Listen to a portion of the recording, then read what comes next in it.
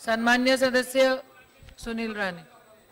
सन्माननीय अध्यक्ष महोदया, 2019-20 च्या पुरवणी मागण्यावरील चर्चेमध्ये नगर विकास यावरील बाब क्रमांक 53 यामधील पायाभूत सुविधा व इतर क्षेत्रातील गुंतवणूक याबद्दल आपले लक्ष वेधण्यासाठी खालील मुद्दे मी मांडत आहे.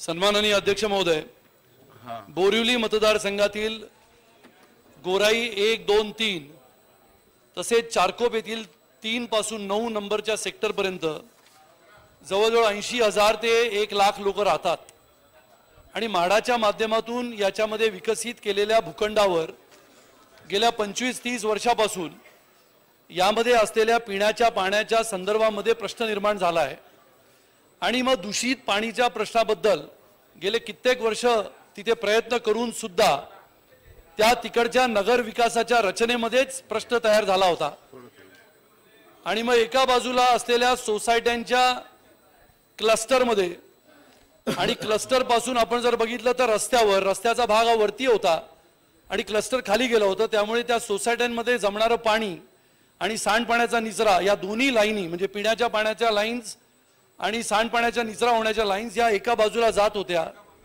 आणि त्यामुळे गेल्या 30-35 वर्षामध्ये या लाईन आता बदलण्याची आवश्यकता आहे. माननीय अध्यक्ष महोदय, आपल्या वतीने सरकारला मी सांगू इच्छितो की या लाईनचा प्रश्न जो आहे पिण्याच्या पाण्याचा प्रश्न गोराईच्या पलीकडे खाडीच्या पलीकडे असलेल्या गावामध्ये सुद्धा पिण्याच्या पाण्याचा प्रश्न निर्माण झाला आहे. त्यासोबतच नगर रचना करत असताना त्या काळी 1985 साली तेव्हा त्या लोकवस्तीचा विचार करत असताना मला असं म्हणावंसं वाटतं की लालबाग, परळ, शिवडी, वरळी, भायखळा इथून मराठी कोकणी माणूस स्थलांतरित होऊन त्या परिसरामध्ये गेला, चारकोपला गेला आणि आता त्या परिस्थितीमध्ये मला असं वाटतं की त्यांनी तळमजला अधिक एक मजला जो बांधला त्यामध्ये आपण अनेक वेळेला म्हाडाच्या माध्यमातून त्यांना नोटिसा दिल्या, पण मला असं वाटतं की त्यांना नियमित करण्याचे अधिकार माननीय अध्यक्ष महोदयांच्या मार्फत सरकारला कळवावेत आणि म्हाडाने हे या इथेच आहे सरकारमध्ये आणि त्यांनी ते करावेत अशी माझी विनंती आहे. त्याचसोबत एक दुसरा मुद्दा आहे की नगर विकास विभागाच्या अंतर्गत बीडीडी चाळीच्या विकासाबाबत पूर्व मुख्यमंत्री सन्माननीय देवेंद्रजींनी ऐतिहासिक निर्णय घेतला होता. जवळजवळ 207 बीडीडी चाळीचा विकास करण्याची योजना अंमलात आणली आणि त्याचं काम सुरू झालं. माझी विनंती आपल्या मार्फत सरकारला आहे की वरळी नामजोशी मार्ग, डिलाईल रोड आणि विशेष करून शिवडी आणि नायगाव येथील बीडीडी चाळीचा विकास करण्याची गतिमानता आणण्याची गरज आहे. जवळजवळ 16,500 कुटुंबांना 500 चौरस फुटाची घर देण्याची योजना आहे. त्यामध्ये विशेष करून अध्यक्ष महोदय आपलं लक्ष वेधण्याची मी इच्छा व्यक्त करतो की त्यामध्ये राहत असलेल्या 3,000 पोलीस कुटुंबांना घर देण्याची व्यवस्था आपण करत आणली होती. त्या पोलिसांना भाडेकरू हक्क देण्याची योजना आपण केली होती. माझी विनंती आपल्यातर्फे सरकारला आहे की वरळीमध्ये, डिलाईल रोडमध्ये, नायगावमध्ये जवळजवळ 3,000 पोलिसांची कुटुंब त्यामध्ये गेले 30 वर्षापासून अधिक राहतात. एका बाजूला त्यामध्ये राहत असलेला भाडेकरू 17 रुपये भाडं भरायचा, पोलीस असलेला त्या ठिकाणी राहत असलेला परिवार वडील पोलीस, मुलगी पोलीस, मुलगा पोलीस अशा वेळेला त्यांच्या पगारामधून किमान 15,000 रुपये प्रत्येकाच्या पगारातून कापले जायचे. म्हणून पोलिसाला 30 वर्ष ज्याला पूर्ण झाली त्याला नियमित करून भाडेकरूचे हक्क प्रदान करावेत असं आपल्या मार्फत मी सरकारला सांगू इच्छितो. आणि हे एक शेवटचा मुद्दा आहे, दुग्ध व्यवसाय विकास व वितरण बाब क्रमांक 39 यामध्ये आपण असं म्हटलं आहे की जवळजवळ अतिरिक्त दुधाचे दूध भुकटीत रूपांतरण व दूध भुकटी निर्यात यावरील अनुदानाचा खर्च भागविण्यासाठी रुपये 100 कोटी इतक्या रकमेची तरतूद करण्याची ठरविण्यात आली आहे. अध्यक्ष महोदय, माझी आपणास विनंती आहे की मुंबई शहराला दूध पुरवठा करणारी जशी आरे डेअरी आहे तशीच वरळी डेअरी होती. कधी काळी या वरळी डेअरीमध्ये 25 लाख लिटर दुधाचं वितरण केलं जायचं. माझी विनंती आपल्यातर्फे सरकारला आहे की या वरळी डेअरीच्या 15 एकराचा विकास करून त्यामध्ये अत्यावत डेअरीचं निर्माण करून मुंबई शहराला सकस दुधाची योजना लागू करावी अशी माझी आपल्याला विनंती आहे. धन्यवाद. जय हिंद, जय महाराष्ट्र. सन्माननीय अध्यक्ष महोदय, 2019-20 पुरवणी मागणी यावरील चर्चेमध्ये बाब क्रमांक 56 ते 62च्या अनुषंगाने सार्वजनिक बांधकाम विभागातील खालील मुद्दे प्रकर्षाने मांडत आहे। मुंबईतील गोराई गाव येथील पोलीस स्टेशनची इमारत जर आपण बघितली तर त्या पोलीस स्टेशनच्या इमारतीमध्ये PWDच्या माध्यमातून त्याचं दुरुस्तीचं आणि सर्व प्रकारचं काम केलं जातं। पण त्या पोलीस स्टेशनमध्ये गेल्यानंतर अशी स्थिती आहे की छपरावरून गळणारं पाणी म्हणून वरती घातलेलं प्लास्टिक आणि त्याचसोबत छपरावरून गळणारं पाणी आतमध्ये येतं म्हणून आतमधून सुद्धा लावलेलं प्लास्टिक, याच्यामध्ये कुठेतरी जीर्ण आणि जुन्या झालेल्या या इमारतीला तात्कालिक रिपेअरिंग करण्याची आवश्यकता आहे। अध्यक्ष महोदय, वरळी तसेच माहीम, ताडदेव आणि पोलीस वसाहतीच्या या सर्व सार्वजनिक बांधकामाच्या माध्यमातून या इमारती रिपेअर केल्या जातात, दुरुस्ती केली जाते। सार्वजनिक बांधकाम खात्याचा एक अजब न्याय आहे, म्हणजे बिल्डिंग रिपेअरिंग करायची असेल तर संपूर्ण पोलीस कुटुंबांना त्यामधून तिथनं बाजूला केलं जातं। त्याच्याऐवजी जर ती बिल्डिंग रिपेअरिंग करायची असेल तर त्या पोलीस कुटुंबांना सार्वजनिक बांधकाम खात्यामार्फत न्याय देण्याची आवश्यकता आहे। PWDच्या सार्वजनिक बांधकाम खात्यामार्फत मुंबईतील बाल सुधारगृहांचं सुधारित काम करण्याचं त्यांच्याकडे काम दिलं जातं आणि त्यामध्ये वेळोवेळी या बाल सुधारगृहांमध्ये असणाऱ्या लहान मुलांच्या आरोग्याला घातक होईल अशा पद्धतीच्या त्या जुन्या आणि जीर्ण झालेल्या इमारती आहेत आणि त्यामुळे तिकडचे रस्ते, तिकडची शौचालयं, त्या जुन्या झालेल्या इमारती आता PWDच्या खात्यामार्फत तिथे विशेष निधी देण्याची आवश्यकता आहे। पाणी पुरवठा व स्वच्छता बाब क्रमांक 180च्या अनुषंगाने गोराई चारकोप येथील जुन्या जीर्ण पाईपलाईन म्हणजे जवळजवळ गेले 35 वर्षापासूनच्या या पाईपलाईन बदलण्याची आवश्यकता आहे। त्याच्यासाठी 50 कोटीची तरतूद अध्यक्ष महोदय आपल्या मार्फत या सरकारतर्फे करावी। स्वच्छताच्या विभागामध्ये गोराई डम्पिंग ग्राउंड हे गेले अनेक वर्ष नंतर आंदोलनानंतर बंद करण्यात आलं आणि ते बंद केल्यानंतर कचरा वर्गीकरणाच्या माध्यमातून आता वेगवेगळ्या ठिकाणी शहराच्या मध्यभागी भर वस्तीमध्ये हे कचरा वर्गीकरणाचे डेपो निर्माण करण्यात आले आहेत। ते कृपया करून थांबवण्यात यावेत अशी मागणी अध्यक्ष महोदय आपल्यातर्फे सरकारला करतो। धन्यवाद। जय हिंद, जय महाराष्ट्र। सुनील राणे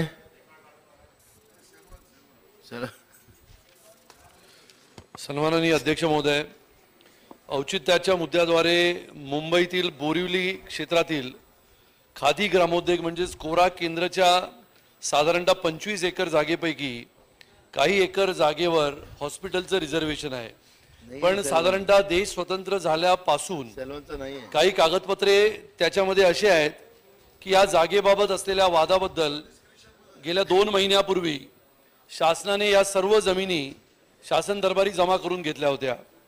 पण अध्यक्ष महोदय की यामध्ये ज्यांच्या ताब्यामध्ये या जमिनी आहेत त्यांनी हायकोर्टामार्फत त्याच्यावर स्थगिती मिळवलेली आहे। मग स्थगितीच्या माध्यमातून माननीय आपल्यातर्फे मला हे सांगावंसं वाटतं की सभागृहाच्या माध्यमातून सरकारने या स्थगितीबाबत निर्णय घेऊन मल्टी सुपर स्पेशालिटी हॉस्पिटलसाठी असलेल्या रिझर्वेशन या जागेवर जे आहे त्याच्याबाबत निर्माण करण्याच्या बाबतच्या सूचना आणि तसाच माननीय उच्च न्यायालयामध्ये स्थगिती उठवण्याबाबत या सरकारला आपण निर्देश देण्याची विनंती मी आपल्या मार्फत या सरकारला करतो। सुनील राणे। सन्माननीय अध्यक्ष महोदय, पुरवणी मागणी क्रमांक एकूण बाब क्रमांक 34-35 नगर विकास, बाब क्रमांक 37-38 सार्वजनिक बांधकाम आणि महसूल व वने बाब क्रमांक 10 या बाबतीत बोलण्यासाठी मी उभा आहे। गोराई गावामध्ये, बोरिवली येथील मतदारसंघामधील गोराई गावामध्ये पोलीस स्टेशनची इमारत एका भाड्याच्या भूखंडावर उभी आहे आणि पोलिसांची अवस्था अशी आहे, माननीय महसूल मंत्र्यांना माझी विनंती आहे की या बाबतीतला आपण हिवाळी अधिवेशनामध्ये हा मुद्दा मांडला होता की गोराई सारख्या ठिकाणी जिथे मुंबईच्या पर्यटनाच्या बाबतीत शनिवार रविवारी 25 ते 30 हजार लोक येतात, पण तिथे असलेल्या शासनाच्या पोलीस स्टेशनला भूखंड मिळण्यासाठी पोलिसांना अनेक वेळेला आपल्याकडे यावं लागतंय। आपण तिथे निधी दिला पाहिजे आणि नवीन इमारत पोलीस स्टेशनची तिथे बांधली पाहिजे अशी माझी मागणी आहे। त्याचबरोबर महसूल आणि वने विभागामध्ये अध्यक्ष महोदय, महसूल व वने विभागाच्या माध्यमातून बोरिवली येथील नॅशनल पार्कचं आंतरराष्ट्रीय असं आपण नॅशनल पार्क तिथे उभं करावं. त्यामध्ये वनीकरण, वन्य प्राणी व्यवस्थापन, पर्यावरण विकास याच्या बाबतीमध्ये कोणतीही निधीची तरतूद आपण या पुरवणी मागण्याच्या माध्यमातून केलेली नाही. तर किमान 50 कोटीची तरतूद आपण बोरिवली येथील नॅशनल पार्कचा आंतरराष्ट्रीय दर्जाचा विकास करण्यासाठी करावी अशी माझी मागणी आहे.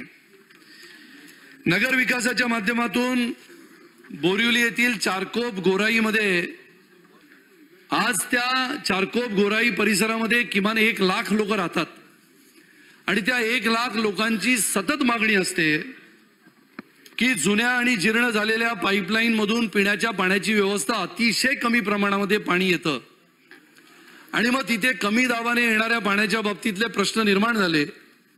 त्याच वेळेला जुन्या आणि जीर्ण झालेल्या ड्रेनेजच्या लाईन बद्दल सुद्धा प्रश्न निर्माण झाले.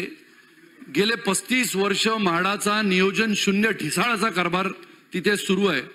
अध्यक्ष महोदय, वेळोवेळी आपण म्हाडाला हे सांगण्याचा प्रयत्न केला, पण गेल्या 3-4 महिन्यापासून हे सरकार आल्यापासून आपण सतत नगर विकासाच्या माध्यमातून या नगर रचनेबाबत प्रश्न निर्माण झाल्याबद्दल आपण निधीची मागणी केली आणि मग पिण्याच्या पाण्याची योजना असेल, ड्रेनेज लाईन असेल, या बाबतीतला आपण 50 कोटी रुपयाचा निधी चारकोप गोराईच्या या विकास कामासाठी मागण्याची तरतूद आपण मागच्या हिवाळी अधिवेशनात केली होती.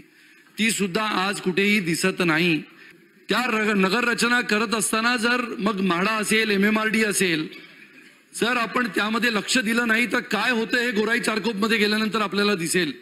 त्या विभागामध्ये तळमजला +1, तळमजला +2, तळमजला +3 अशी बांधकामं केली गेली. त्यामुळे किमान तळमजला +1 अध्यक्ष महोदय ही बांधकामं नियमित करण्याच्या दृष्टीने सार्वजनिक बांधकामाच्या बाब क्रमांक 3738 मध्ये शासकीय इमारती म्हणजे पोलिसांच्या इमारतीविषयी, पोलिसांच्या राहण्याच्या पद्धतीविषयी इथे तक्रार करतोय, पण आपण कोणतीही भूमिका सरकारच्या माध्यमातून इथे जाहीर करत नाही. पण मुंबई शहरामध्ये राहत असलेला पोलीस आणि महाराष्ट्रामध्ये राहत असलेल्या पोलिसाच्या निवासस्थानाच्या विषयी कोणतीच आपण भूमिका घेत नाही, निधीची तरतूद करत नाही. पण त्याकडे लक्ष देण्यासाठी सरकारला वेळ नाही, निधी नाही. माझी आपल्याकडे ही मागणी आहे की ही निधीची तरतूद मुंबई शहरामध्येच नव्हे तर महाराष्ट्रामध्ये किमान 100 कोटीची करावी अशी माझी मागणी आहे. त्याचसोबत सार्वजनिक बांधकाम खात्याच्या माध्यमातून बाल सुधारगृहांची स्थिती अतिशय नाजूक आहे.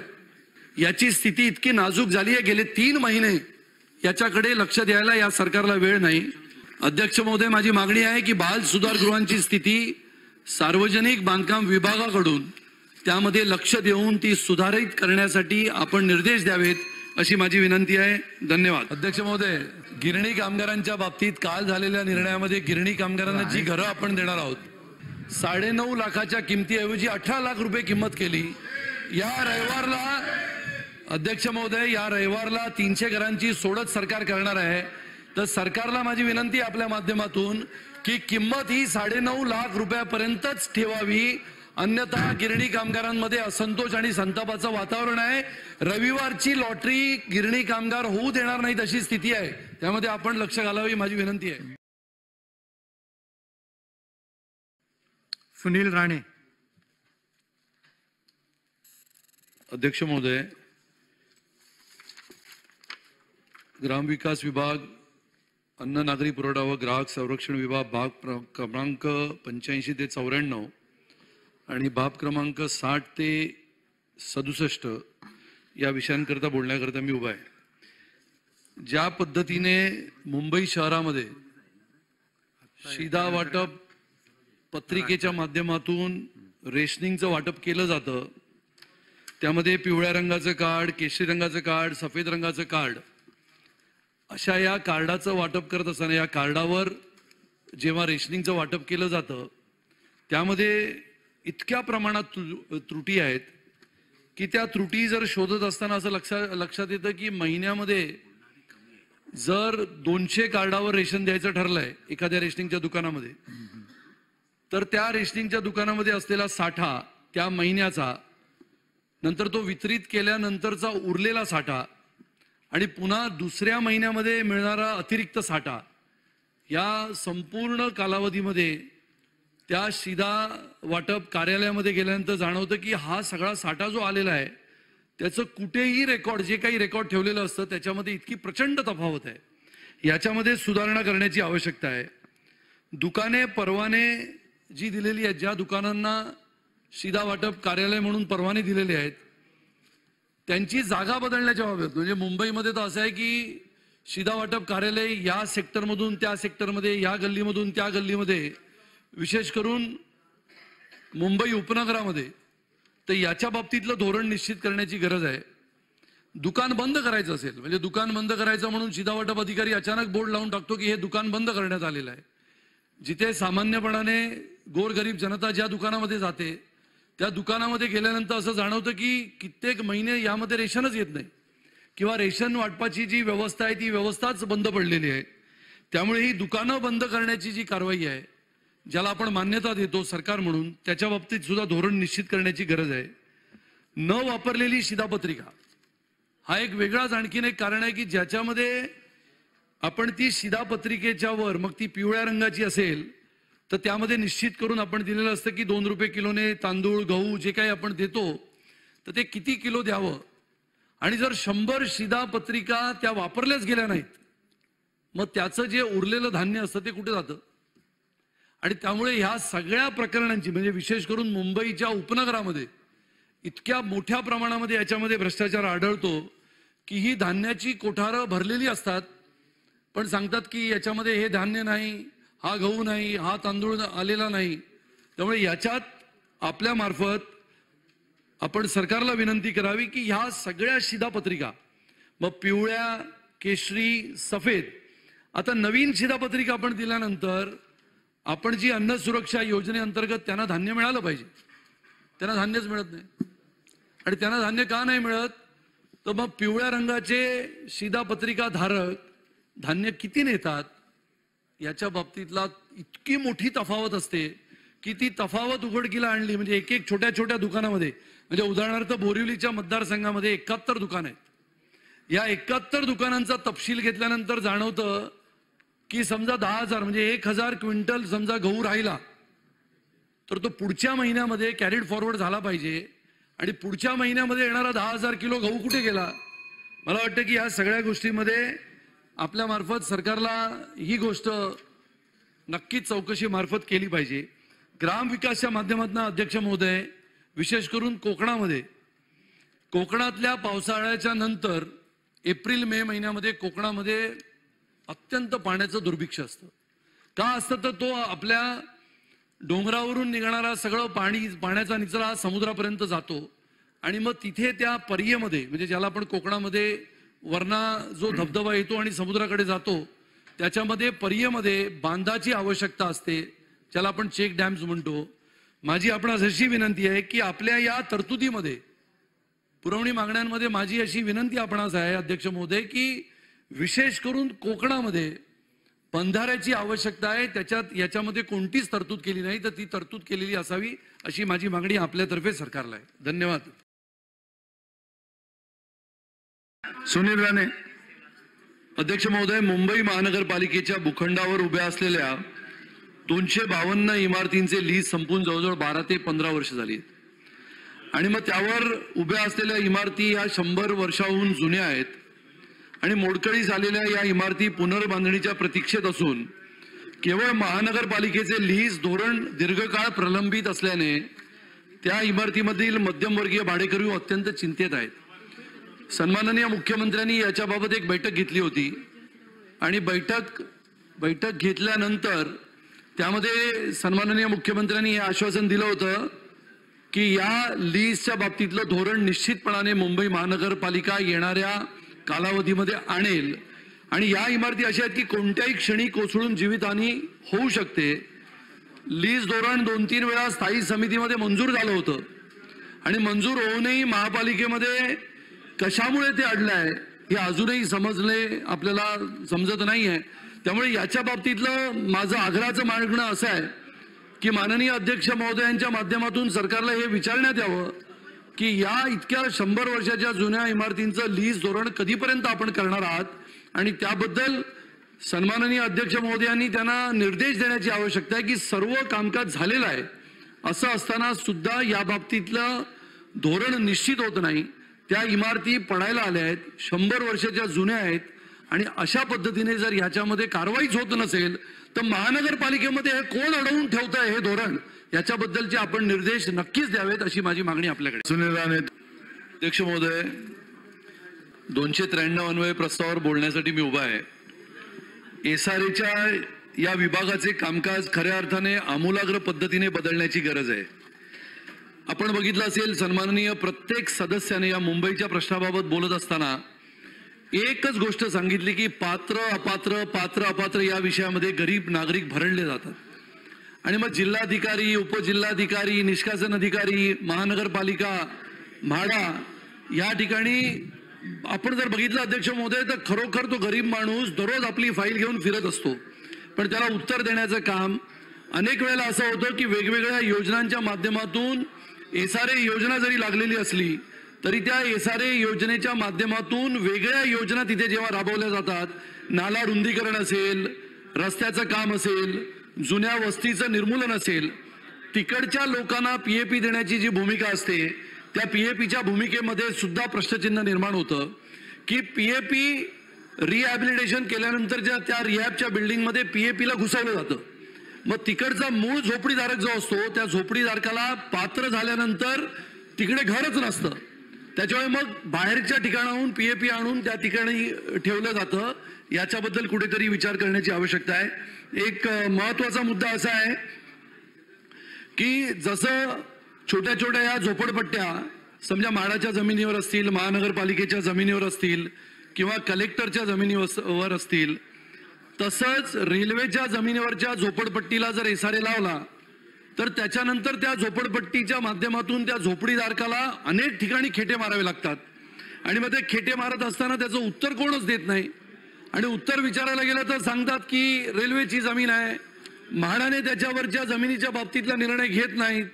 एसआरएकडे गेल्यानंतर एसआरए म्हणतं की जिल्हाधिकारी, उपजिल्हाधिकारीकडे जा. आणि मग अशा पद्धतीने त्या गरीब नागरिकाच्या झोपडपट्टीच्या पुनर्वसनाचा प्रश्न निर्माण होतो. अध्यक्ष महोदय, माझी आपणास अशी विनंती आहे की आपल्या माध्यमातून या पात्र अपात्रचे निकष करण्यासाठी आपण निर्देश द्यावेत. त्याला एक टाइम फ्रेम करावं की कोणत्या कालावधीमध्ये ही योजना पूर्ण होईल. 2004 पासूनच्या योजना आहेत अध्यक्ष महोदय, पूर्णच होत नाहीत. त्यामुळे माझी अशी आपणास विनंती आहे की या एसआरएच्या योजनांमध्ये आज माननीय मंत्री महोदयांचा मोठा इंटरव्ह्यू आलाय, सीओचा इंटरव्ह्यू आलाय, विपिनचा इंटरव्ह्यू आलाय आणि त्यांनी म्हटलंय की मी 30 दिवसामध्ये 33 निर्णय घेतले.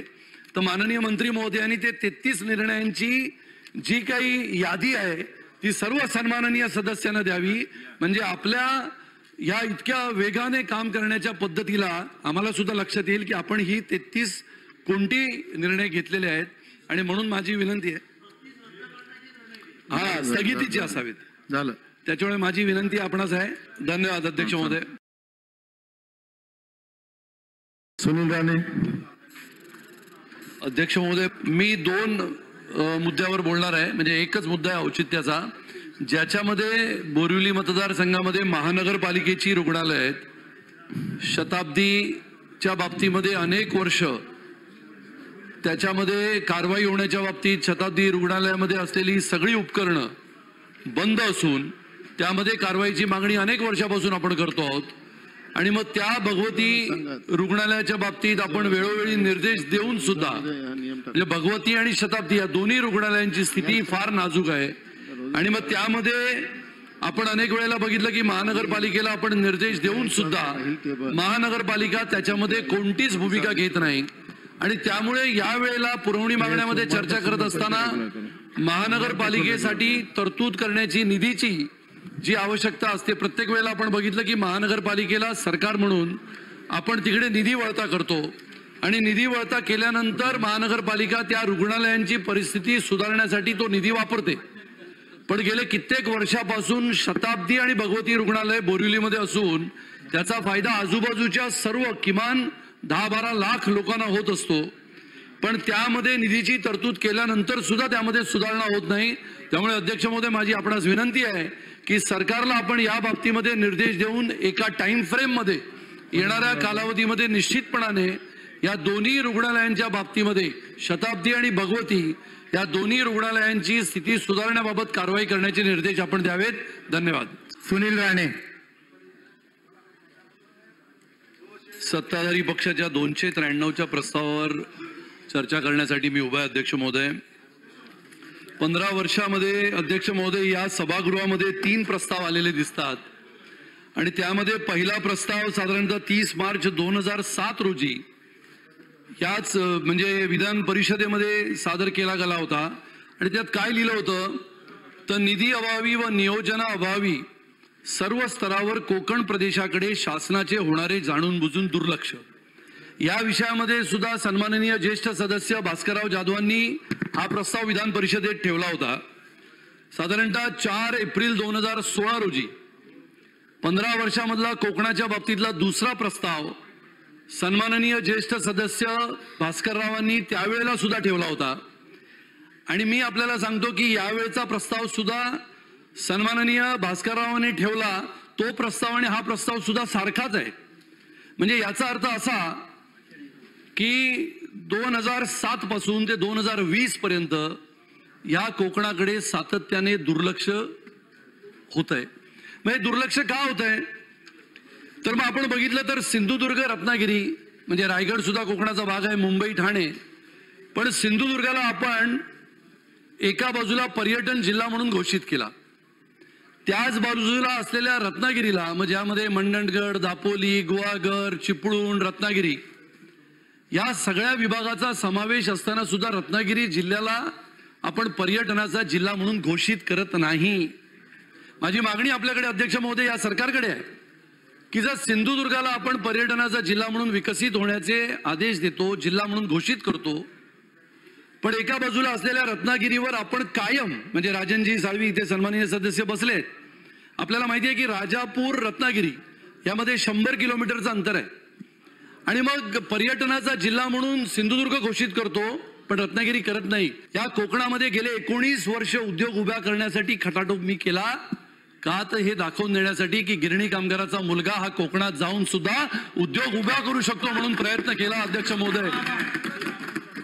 पण दुर्दैवाने असं सांगावं असं वाटतं त्यामध्ये राजकारण करत नाही. सन्माननीय शिवसेनेचे सदस्य इथे बसले त्यांना सुद्धा माहिती आहे. माझी अध्यक्ष महोदय आपल्याकडे ही विचारणा आहे की या 5 वर्षाच्या आधीच्या 15 वर्षामध्ये कोकणाला काय मिळालं आणि त्या 15 वर्षामध्ये कोकणामध्ये तेच आंबा, काजू, फणस, कोकम याच्या पुढे आपण काही गेलोच नाही. आणि मग जात का नाही? पर्यटनाला आवश्यक असलेल्या पायाभूत सुविधा, रस्ते बांधणी, पुलांची निर्मिती, विमानतळाची निर्मिती.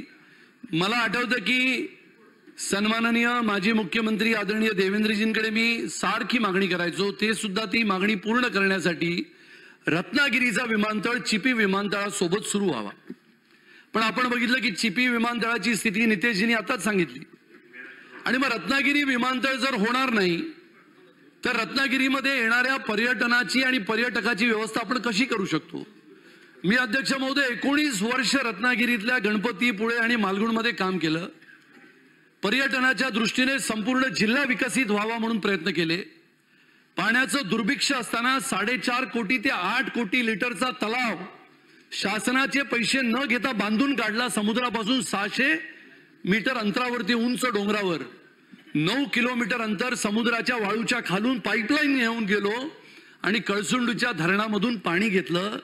मला खेदाने सांगावंसं वाटतं अध्यक्ष महोदय, राजकारणाच्या पलीकडे जाऊन अनेक सन्माननीय सदस्य कधी आमदार असतात, कधी मंत्री असतात, पण एखाद्या पक्षाचा कार्यकर्ता जर काम करतो, सामाजिक चळवळीतून तिथे काम उभं करतो, ज्याच्या माध्यमातून अनेक लोकांना रोजगार मिळतो, पण अध्यक्ष महोदय एकाचीही मदत या कोकणामध्ये होत नाही. भास्करराव इतकं मोठं काम उभं केल्यानंतर सुद्धा त्या रत्नागिरीच्या गणपतीपुळे क्षेत्रामध्ये आपल्याला माहिती आहे 30 लाख पर्यटक येतात आणि 30 लाख पर्यटक येत असताना सुद्धा त्या पूर्ण रत्नागिरी जिल्ह्याची वाताहत झाली.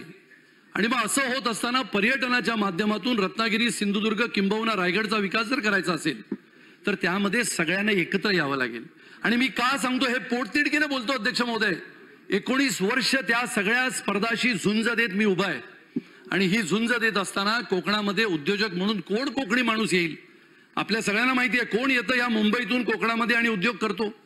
छोटे उद्योग करणारे अनेक लोक येतात, पण मोठ्या उद्योगामध्ये स्वतःचा पैसा घालून आपण अनेक उद्योजकांना म्हणतो कोकणात या, लोक यायला तयार होत नाहीत. का तयार होत नाहीत? अध्यक्ष महोदय, पर्यटनाचा विकास MTDC कडून शक्य होणार नाही. आयुष्यामध्ये मी आपल्याला सांगतो, पर्यटनाच्या माध्यमातून पर्यटन हे MTDC ला कळतच नाही की काय करावं. आणि त्यामुळे या MTDCच्या माध्यमातून विकास करण्याचं स्वप्न जर कोणतंही सरकार बघत असेल तर ते कधीच यशस्वी होणार नाही. आपल्या कोकणामध्ये प्राचीन मंदिर आहेत. आपण अनेक लोक केरळात जातो. केरळाला आपण बघितलं असेल तर त्यांची टॅगलाईन काय आहे? तो गॉड्स ओन कंट्री, देवभूमीच्या या स्वर्गामध्ये आपलं स्वागत आहे. आणि या कोकणामध्ये इतकी प्राचीन मंदिरं आहेत अध्यक्ष महोदय, या सगळ्यांना माहिती आहे सन्माननीय सदस्यांना. जयगडकरचं ओंकारेश्वरचं मंदिर जे समुद्रामध्ये आहे, त्या जयगडाच्या त्या मंदिराला जर प्राचीन मंदिराला एक वेगळ्या प्रकारचा दर्जा देऊन त्याचं सुशोभीकरण केलं तर पर्यटक जातील. जुन्या किल्ल्याच्या बाबतीत आपण चर्चा केली, सिंधुदुर्गाचा किल्ला, विजयदुर्ग किल्ला, आणि त्यामुळे याचा सगळ्याचा फायदा या सगळ्या आपल्या कोकणातल्या आपल्या सदस्यांच्या मार्फत जनतेला व्हावा ही इच्छा आहे अध्यक्ष महोदय. आणि मग काय करता येईल तर मॅरीटाईम बोर्डाची आपण स्थापना केली पाहिजे. सन्माननीय खासदार आणि मंत्री आदरणीय गडकरीजींच्या माध्यमातून आम्ही मुंबई पोर्ट ट्रस्टचा विकास केला, हे आपल्या सगळ्यांना माहिती आहे. आणि त्या माध्यमातून गेले 5 वर्ष मुंबई पोर्ट ट्रस्टचा विकास करत असताना, मी तिथे स्वतःहून डायरेक्टर म्हणून काम करत असताना, या आपल्या तिवरी बंदराचा जर विकास केला रत्नागिरी जिल्ह्यामध्ये. आज मत्स्य बंदरेचे माननीय मंत्री महोदय इथे बसले आहेत, असलमजी शेख. आपणास विनंती आहे की तिवरी बंदराचा जर आपण विकास केला, जो समुद्र किनारा एका डोंगराच्या माध्यमातून अडला गेलाय, आणि तिथे मॅरीटाईम बोर्डाची जर आपण स्थापना केली तर त्यामध्ये बंदर विभाग, फिशरी विभाग आणि पत्तन विभाग या तिन्ही विभागाचा अधिकारी एक वन विंडो सिस्टीम घेऊन जर बसला तर अध्यक्ष महोदय कोकणामध्ये उद्योगधंदे येऊ शकतील. मी आपणास अशी विनंती करतो अध्यक्ष महोदय, माहिती देतो, कोकणामध्ये पावसामध्ये जर कुठे लांब वीज पडली किंवा विजेमुळे एखाद्या नारळाच्या झाडाची फांदी त्या विजेच्या तारेवर पडली तर 20 किलोमीटरवर विजेचा तुटवडा असतो, वीज गायब होते. आणि मग ती वीज येत नाही. आपण सारखे वीज मंडळाला फोन करा, काय करा, ती वीज काही येत नाही. 7 दिवस 8 दिवस आपल्याला जनरेटर लावावा लागतो. जनरेटर जर चालू केला तर 200 केव्हीचा जनरेटर 1 तास चालला तर 40 लिटर डिझेल लागतं. आणि त्याच्यामुळे डिझेलचं दुर्भिक्ष असताना कोकणामध्ये जर खऱ्या अर्थाने आपल्याला पर्यटनाच्या माध्यमातून विकास करायचा असेल तर गोव्याच्या धर्तीवर आपण कुठे ना कुठेतरी विचार केला पाहिजे. आपण उद्योगधंदे म्हणतो, उद्योगधंदे आले पाहिजेत. पर्यटनाच्या माध्यमातून आता वैभवजींनी सांगितलं की 5 स्टार हॉटेल 3 दिले होते. कधी दिले होते? 2001 मध्ये, 2000 मध्ये असतील. 19 वर्ष झाले अध्यक्ष महोदय, 1990, म्हणजे जवळजवळ आता 30 वर्ष झाली. आपण ताजला दिलं होतं. आणि त्याच्यामुळे अध्यक्ष महोदय, जर पर्यटनाच्या माध्यमातून उद्योगधंदे येत नाहीत, माझ्यासारखा एखादा मुंबईतून आपलं कोकण, स्वतःचं कोकण, आपलं कोकण म्हणून जाऊन तिथे जीव लावून काम करून उद्योगधंदे उभे करतो, पण अध्यक्ष महोदय मदतीची अपेक्षा शून्य. आणि असं असताना सुद्धा जर मॅरीटाईम बोर्डाची निर्मिती केली, मी तुम्हाला आश्वासन देतो, या सभागृहाला आश्वासन देतो की अनेक कंपन्या या आपल्या कोकणामध्ये मॅरीटाईम बोर्डाच्या माध्यमातून जर मरीना तयार केले गेले, जर आपण तिथे वेगवेगळ्या होड्यांच्या स्पर्धा ठेवल्या, जसं आपण मुंबई पोर्टमध्ये केलं. आपला समुद्र किनारा हा अतिशय चांगला आहे, पण त्या समुद्र किनाऱ्याच्या संदर्भामध्ये आपण कोणतीच ठोस उपाययोजना करत नाही.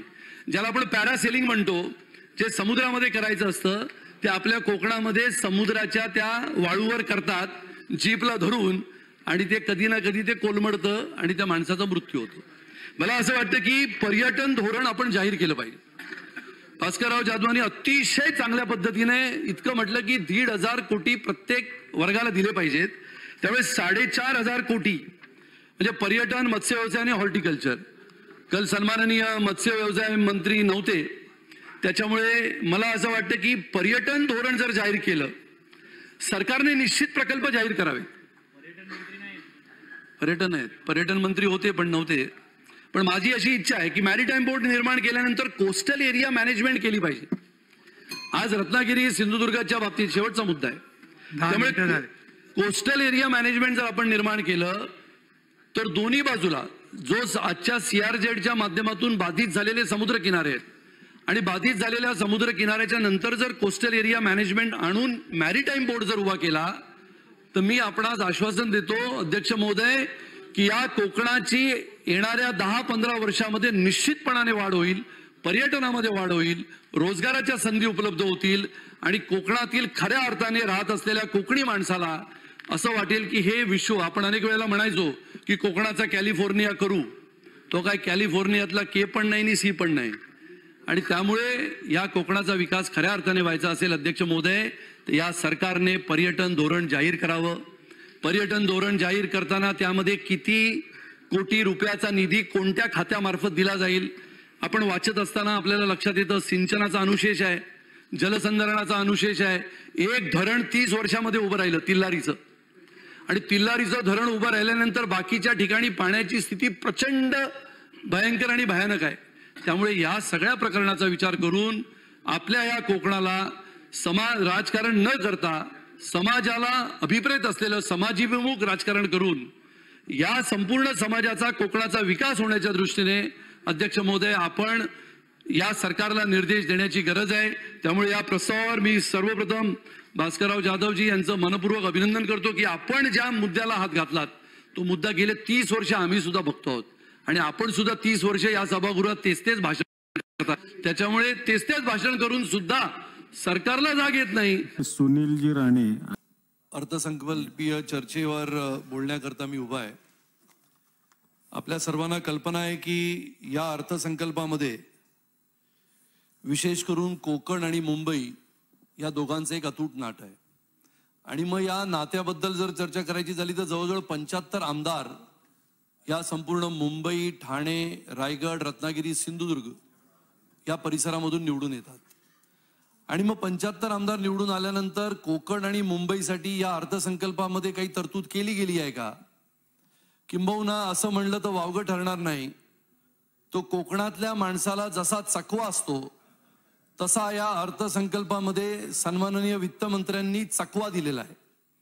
आणि हा चकवा कसा आहे ते एका बाजूला मुंबईमध्ये राहत असताना मुंबईमध्ये पर्यटनाच्या माध्यमातून वरळी येथे असलेल्या मुंबईच्या दूध डेअरीच्या माध्यमातून त्याचा विकास करत असताना पर्यटनाच्या माध्यमातून 1000 कोटीचं पॅकेज दिलं. मी अध्यक्ष महोदय आपल्याला सांगू इच्छितो की या 14 एकर जागेवर एकेकाळी किंबहुना या संपूर्ण मुंबईतल्या डेअरी वितरण व्यवस्थेचं दूध इथे वितरित केलं जायचं. आणि जवळजवळ 2004 पासून जर आपण लक्षात घेतलं तर 8 लाख लिटर दुधाची वितरण व्यवस्था ह्या एका डेअरीमधून होत असे. 2-2.5 हजार कामगार तिथे असत. असं करता करता करता खासगी दूध डेअरीचा विकास करण्याच्या माध्यमातून या सरकारच्या दूध डेअऱ्यांमधला दूध वितरण व्यवस्था कमी होत गेली.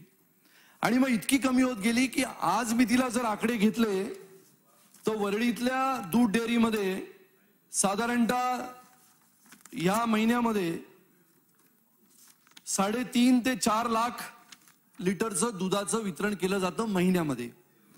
आरेमध्ये साधारणतः 2 लाख लिटरचं दूध वितरण केलं जातं आणि कुर्ल्यामध्ये 3.5 लाख.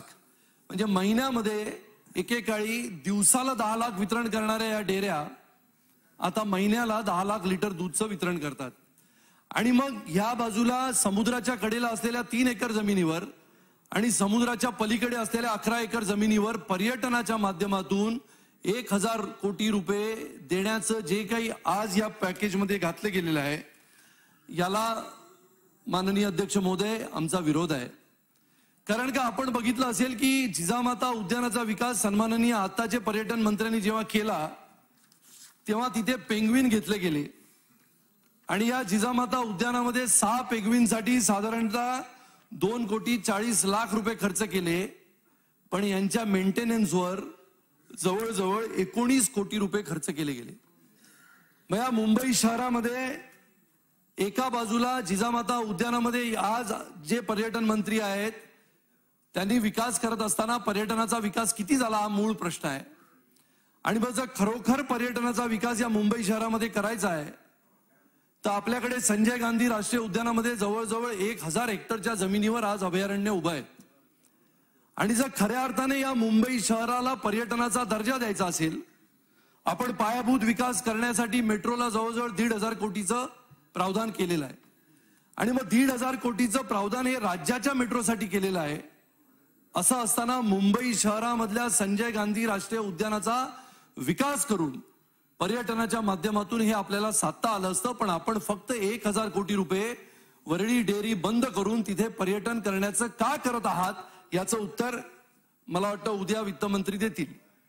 आणि मग एका बाजूला आपण म्हणतो आहोत की राष्ट्रीय जलमार्ग योजना वसई ठाणे कल्याण मीरा भाईंदर डोंबिवली अशी प्रवासी वाहतूक करण्यासाठी आपण 86 कोटी रुपयाची योजना या प्रस्तावित बजेटमध्ये केलेली आहे. पण त्याचबरोबर मुंबई शहराला अतिशय महत्वाची असलेली गोराई मार्वे वर्सोवा खार बांद्रा ते थेट आपल्या गेटवे ऑफ इंडिया पर्यंत जर केली तर बोरिवली येथून गोराई येथून नागरिक मार्वेच्या माध्यमातून ठाणे त्या बाजूला सुद्धा जाऊ शकतील अशी प्रवासी वाहतूक आपण करण्याची आवश्यकता आहे.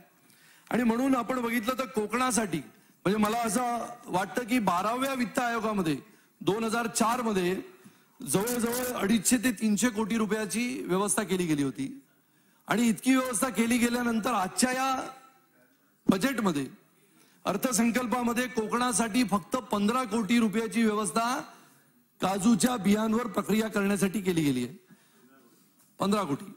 मला असं म्हणायचं अध्यक्ष महोदय की कोकणामध्ये आंब्याचं उत्पादन फार मोठ्या प्रमाणात आहे. आंबा उत्पादक शेतकरी आज या अर्थसंकल्पाकडे आशेने बघत होता की आंब्यावर प्रक्रिया करण्यासाठी तसेच काजू सोबत जर आपण बघितलं तर फणसाच्या प्रक्रिया करण्यासाठी सुद्धा वेगवेगळ्या प्रकारचे तिकडचे शेतकरी उत्पादनाच्या माध्यमातून प्रतीक्षित होते. पण आपल्या लक्षात आलं की आपण एका बाजूला सागरी महामार्गाची व्यवस्था करतो आहोत, रेवस ते रेड्डी सागरी मार्ग करतो आहोत, पण पर्यटनाचा विकास होण्याच्या दृष्टीने कोकणातल्या गणपतीपुळेचा विकास करण्यासाठी आपण कोणत्याही निधीची योजना या आजच्या अर्थसंकल्पामध्ये आणलेली नाही. त्यामुळे मुंबईचा आणि कोकणाचा विकास करण्यासाठी किमान 2000 कोटी रुपयाची तरतूद येणाऱ्या कालावधीमध्ये सन्माननीय अर्थमंत्री महोदयांनी करावी अशी मागणी मी आजच्या या अर्थसंकल्पीय चर्चेत करतो. धन्यवाद. अध्यक्ष महोदय, आपल्या सगळ्यांच्या लक्षात येत असेल कुर्ली घोणसरी तालुका कणकवली जिल्हा सिंधुदुर्ग इथे जेव्हा प्रकल्पामुळे प्रकल्पग्रस्तांचे नुकसान झाल्यानंतर त्यांचा पुनर्वसनाचा प्रस्ताव गेले अनेक वर्ष प्रलंबित होता आणि म्हणून स्पेसिफिक प्रश्न विचारण्यात आला आहे आणि त्याची उत्तरं सुद्धा अशी दिली आहेत की अंशतः खरे आहे. मग प्रश्न क्रमांक 2, 3, 4 मध्ये आपण जेव्हा विचारलं की कुर्ली ग्रामपंचायत स्थापना करण्याबाबतचा प्रस्ताव अनेक वर्षापासून प्रलंबित आहे.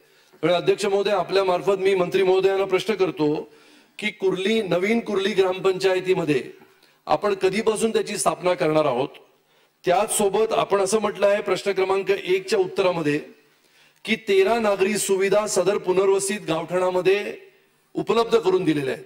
आजही तिथे जर या 13 नागरी सुविधा आपण उपलब्ध करून दिल्या असतील तर तिकडच्या शाळेची व्यवस्था, पाण्याची व्यवस्था, रस्त्यांची व्यवस्था याच्याबाबत सरकार कोणती कार्यवाही करणार आहे. क्रमांक 2, 3, 4 मध्ये आपण उत्तर दिलंय कुर्ली फोंडाघाट प्रकल्पग्रस्तांना नवीन ग्रामपंचायत मिळण्याबाबत. त्यामुळे याबाबत सुद्धा सरकार म्हणून माननीय मंत्री महोदय या नवीन ग्रामपंचायतीला मान्यता किंबहुना या नवीन ग्रामपंचायती कधीपासून आपण अस्तित्वात आणणार आहात याची स्पेसिफिक उत्तरं देण्याची मी विनंती करतो. प्रश्न क्रमांक 2 37,849. प्रश्न क्रमांक 37,849. अध्यक्ष महोदय, उपअधीक्षक भूमी अभिलेख मुंबई उपनगर या कार्यालयाकडून साधारणपणाने जेव्हा तपासणी केली तेव्हा मुंबई उपनगरापैकी 884 नकाशांची तपासणी केली आणि त्यामध्ये 102 नकाशे हे बोगस आढळले. आणि मुंबई उपनगरामध्ये जर 102 नकाशे बोगस आढळले गेले तर ज्या वेळेला फेरफार बनावट तयार केलेले 102 नकाशे होते, या 102 नकाशे जेव्हा जप्त करण्यात आले तर ते नेमके कोणत्या जागेचे नकाशे होते, कोणत्या क्षेत्रामधील ते नकाशे होते याचं उत्तर या उत्तरामध्ये दिलेलं नाही. क्रमांक 1, नकाशाचं बनावटीकरण करून मुंबई उपनगर क्षेत्रामध्ये जी जुनी बांधकामं होती ती बांधकामं नियमित करून प्रतिबंधित क्षेत्रामध्ये नेमका याचा फायदा कोणाला झाला असा एक प्रश्न याच्यामधून तयार झाला. म्हणजे जसं सरकारी खात्यामध्ये भुताटकीचा प्रकार घडला, 884 पैकी 102 नकाशे बनावटीप्रमाणे बनवले गेले आणि त्या सरकारी खात्यामध्ये हे नकाशे टाकले गेले.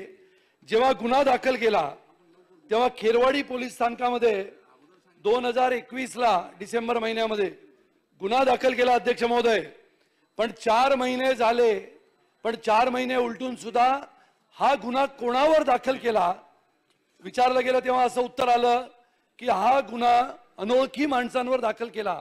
याचं उत्तर सन्माननीय गृहमंत्री देतील का? शासकीय कार्यालयातील नकाशात फेरफार झाला. आता फेरफार झाल्या प्रकरणी गोरेगाव पोलीस स्टेशन मध्ये गुन्हा दाखल होता साधारण 2020ला. कोणत्या लोकांवर हा गुन्हा दाखल झाला होता यांची नावं आपल्याला कळतील का? कोणत्या क्षेत्रामध्ये हे बदल घडले गेले? हे बदल या मुंबईच्या मालवणी परिसरातील होते का? हा माझा मंत्री महोदयांना प्रश्न आहे अध्यक्ष महोदय. अध्यक्ष महोदय, आपल्या सगळ्यांना कल्पना आहे की राज्यातील सेवानिवृत्त शिक्षक व शिक्षकेतर कर्मचारी यांच्या 7व्या वेतन आयोगाच्या फरकाच्या थकबाकीचा हप्ता मिळण्याबाबत अध्यक्ष महोदय, सरकारने याच्या बाबतीतलं जे उत्तर दिलं त्यामध्ये असं म्हटलंय की निधीच्या उपलब्धतेनुसार 7व्या वेतन आयोगाची थकबाकी देण्याबाबतच्या सूचना दिल्या आहेत. अध्यक्ष महोदय, आपल्या वतीने माझी सरकारला विनंती आहे की या बाबतीतलं ज्या ज्या वेळेला चर्चा झाल्या, ज्या ज्या वेळेला शिक्षक आणि शिक्षकेतर कर्मचाऱ्यांच्या बाबतीतलं धोरण निश्चित केलं गेलं त्यावेळेला सर्व क्षेत्रीय कार्यालयांना सूचना दिल्या गेल्या की सूचना दिल्यानंतर सुद्धा वेतनाची थकबाकी अदा न करण्याची कोणती कारण आहेत? क्रमांक 1. क्रमांक 2, थकबाकीचा पहिला हप्ता आतापर्यंत कोणकोणत्या जिल्ह्यामध्ये देण्यात आलेला नाही. आपण वारंवार सांगतोय की शिक्षक आणि शिक्षकेतर कर्मचाऱ्यांच्या पहिल्या आणि दुसऱ्या हप्त्याच्या बाबत आपण सूचना दिल्या आहेत, पण त्या सूचना देऊन सुद्धा या आपल्या शिक्षक आणि शिक्षकेतर कर्मचाऱ्यांना आतापर्यंत कोणत्याही वेतनाचा पहिला हप्ता आणि दुसरा हप्ता देण्यात आलेला नाही. 7व्या वेतन आयोगातील फरकाचा पहिला आणि दुसरा हप्ता अदा करण्यासाठी किती वेळ लागणार आहे अध्यक्ष महोदय?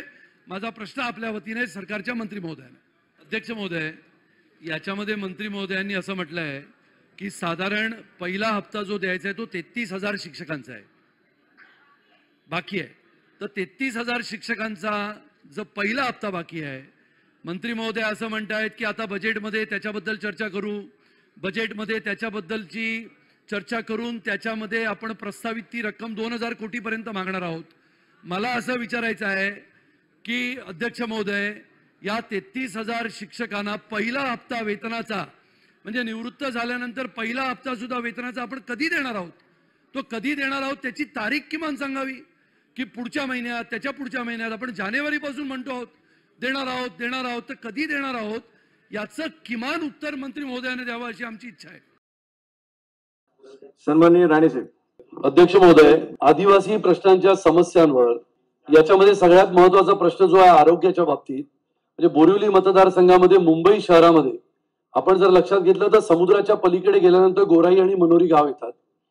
गोराई गावामधली स्थिती अशी आहे की गोराई गाव आणि मनोरी मधल्या आदिवासींच्या प्रश्नाकडे महानगरपालिकेच्या मार्फत निधी दिला जातो आणि महानगरपालिकेच्या मार्फत दिलेला निधी आदिवासी विकास विभागाच्या अंतर्गत जेव्हा येतो तेव्हा लक्षात असं येतं की महानगरपालिकेकडे तो निधी 2-2 वर्ष पडून असतो.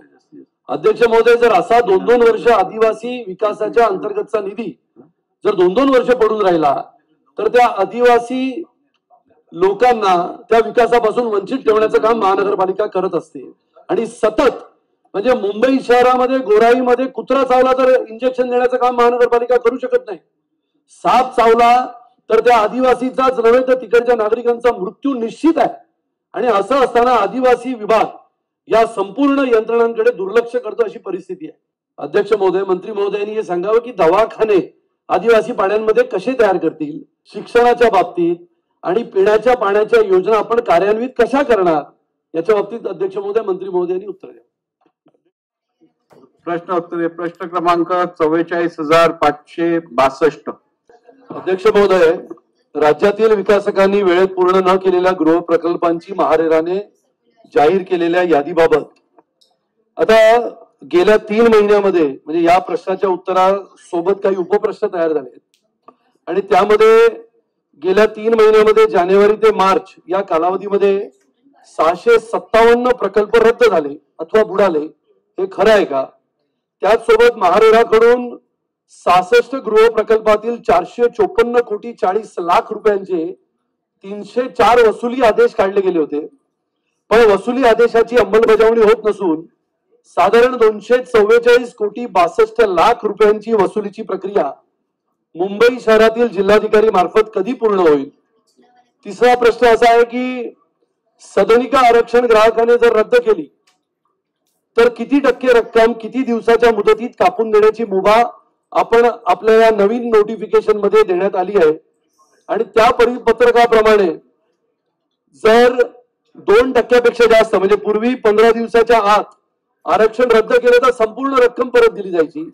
खरं म्हणजे विकासकाच्या मागे लागून सर्वसामान्य माणूस भरडला जातो, पण पैसे काही त्याचे मिळत नाही आणि मग तो कोर्टात जायला सांगतो. महारेराच्या माध्यमातून याच्याबाबत प्राधिकरणाने याचा खुलासा करण्याची गरज आहे. 16 ते 30 दिवसामध्ये 1%, 31 ते 60 दिवसामध्ये 1.5% आणि 61 दिवसाच्या पुढे 2%. पण असं समजलं जातंय की आता अप्रत्यक्षपणे अधिक रक्कम काढता येऊ शकते. म्हणजे विकासकाच्या माध्यमातून जर सर्वसामान्य माणसाला न्याय देण्याच्या भूमिकेमध्ये आपण जाणार आहोत की नाही, आणि त्यामुळे विकासकाने जर तो प्रकल्प रद्द झाला बुडला तर त्याच्या बाबतीमध्ये महारेराने भूमिका कडक घेण्याची आवश्यकता आहे असं मला वाटतं. चला सुनील राणेजी. अध्यक्ष महोदय, नियम 293 अन्वये प्रस्तावाच्या समर्थनार्थ मी उभा आहे.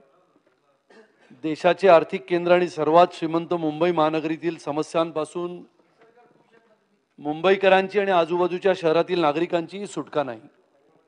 फुटपाथ पासून आमरस्त्यापर्यंत, बस थांब्यापासून विमानतळापर्यंत आणि जुन्या चाळीपासून उत्तुंग टॉवरपर्यंत सर्वत्रच समस्यांनी वेढलेला मुंबईकर हा त्रस्त आहे. आणि त्यामध्ये गेल्या 2.5 वर्षाच्या सरकारमुळे तर आणखीनच भर पडली आहे. आणि त्यामुळे या सर्व समस्या व प्रश्न सोडवण्याच्या दृष्टीने हे सरकार नक्की प्रयत्न करेल असा विश्वास या ठरावाच्या माध्यमातून मी व्यक्त करतो. आपल्या सगळ्यांना कल्पना आहे अध्यक्ष महोदय की सगळ्यात महत्त्वाच्या अशा मुंबई शहरातील बीडीडी चाळीच्या विकासाच्या संदर्भामध्ये धोरण ठरवलं गेलं. 17 एप्रिल 2017 रोजी त्याचा शुभारंभ झाला.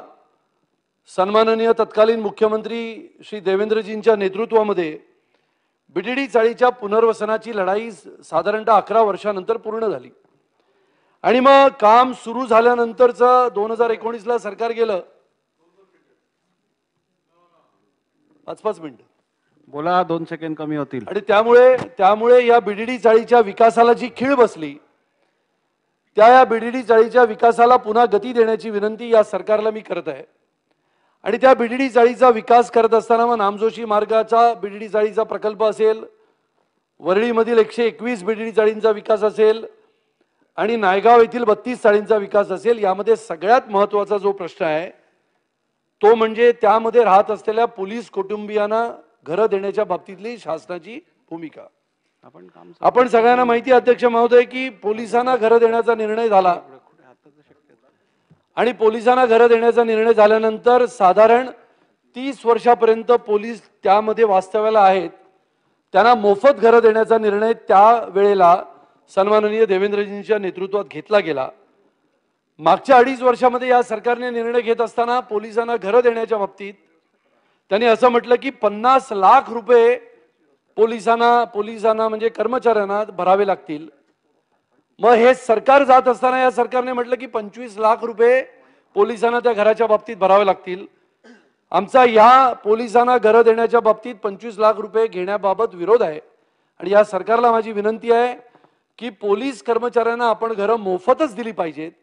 कारण की जर त्याच्यामध्ये बांधकामाचा खर्च घ्यायचा असेल तर तो बांधकामाचा खर्च हा किमान त्यामध्ये घेत असताना 3,000-4,000 रुपयाचा विचार झाला तर आपण समजू शकतो.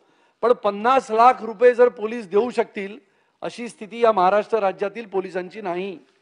आणि म्हणून त्याच सोबत पोलिसांना घरं देण्याच्या बाबतीतला जो विचार आहे तो निश्चितपणाने या सरकारने त्यांना घरं कसं देणार त्या बाबतीतला निर्णय घेण्यात यावा. त्याचसोबत मुंबई शहरामध्ये प्रचंड प्रमाणामध्ये म्हाडाच्या वसाहती आहेत आणि या माडाच्या वसाहतीमध्ये मग गोरेगावला असतील, जोगेश्वरीला असतील, विक्रोळी आहे, त्यामध्ये भांडूप आहे आणि सगळ्यात जास्त बोरिवलीला 750 एकरवर माड आहे. आणि अध्यक्ष महोदय, साधारणतः 1982-85ला या माडाचा लेआउटचा डिझाईन केलं गेलं. त्यामध्ये जेव्हा भूखंडाचं वाटप झालं आणि लोकांनी आपापली घरं बनवायला सुरुवात केली, तो काळ होता साधारणतः 1990च्या नंतरचा. 1985ला भूखंडाचं वाटप झालं, त्यावेळेचं डिझाईन होतं. त्यावेळेला चंद्रशेखर प्रभूंनी तो डिझाईन केलं होतं. त्यांच्या लक्षात त्या काळी एखाद वेळेला आलं नसेल की किती लोकसंख्या असेल, पण आता जर लक्षात घेतलं तर जुन्या आणि जीर्ण झालेल्या पाईपलाईन, पिण्याच्या पाण्याच्या बाबतीत दररोज तिथे होत असलेली नागरिकांची भांडणं, आणि एक सगळ्यात महत्त्वाचा मुद्दा म्हणजे, झालं ना 1 मिनिटात, शेवटचाच मुद्दा आहे, 1.5 FSI जेव्हा म्हाडाने दिला, त्या 1.5 FSIच्या बाबतीमध्ये म्हाडाने 10 वर्षानंतर नोटीस पाठवल्या की तुम्हाला खऱ्या अर्थाने 0.85 FSI दिला आहे. नागरिकांच्या माध्यमातून सतत की 1.5 FSI जो दिलेला आहे तो पूर्णत्वाने तिथे वापरला गेला पाहिजे. गिरणी कामगारांच्या बाबतीमध्ये घराची समस्या अक्षरशः प्रलंबित आहे. आपण गिरणी कामगारांना मी एक माहिती घेतली की 2020 मध्ये सदनिकांची लॉटरी झाली 3894, पण घरे किती दिली असं विचारलं गेलं तर मागच्या सरकारने 0 घरं दिली.